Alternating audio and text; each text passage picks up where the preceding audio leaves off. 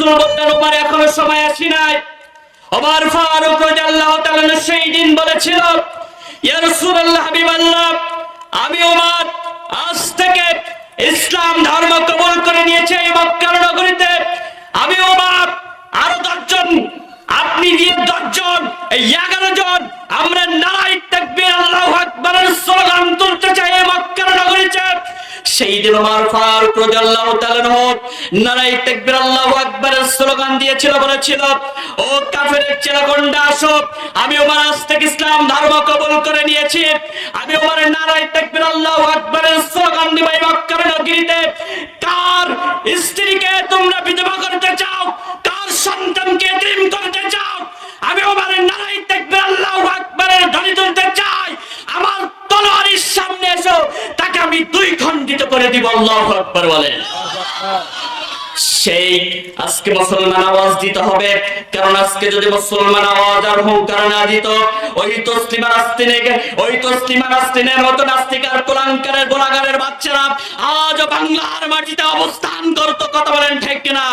আজকে যদি মুসলমান হুঙ্কারের আওয়াজ না দিত, ওই ওবাইদুল কাদেরের মতো কুলাঙ্কারের জালিমের বাচ্চা, ইসলাম বিরোধী নাস্তিকের বাচ্চারা আজ বাংলার জমিনে অবস্থান করতো। ঠিক কিনা?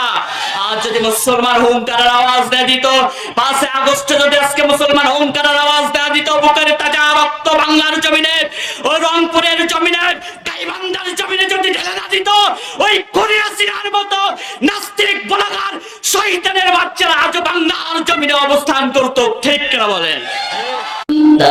খোদার দূর হয়ে যাবে বাধা সব, তোমার আমার এক মালিক আছেন, আছেন আমাদের রব, আছেন আমাদের রব। রবকে আওয়াজ দিয়ে বলুন, গাইবান্ধাবাসী আমাদের রবকে। সে আল্লাহর নামে ধ্বনি দিলে, প্রশংসা করলে এক শ্রেণীর মানুষের গা জ্বলে কি জ্বলে না? আসেন তো তাহলে সে আল্লাহ রাব্বুল আলামিনের দরবারে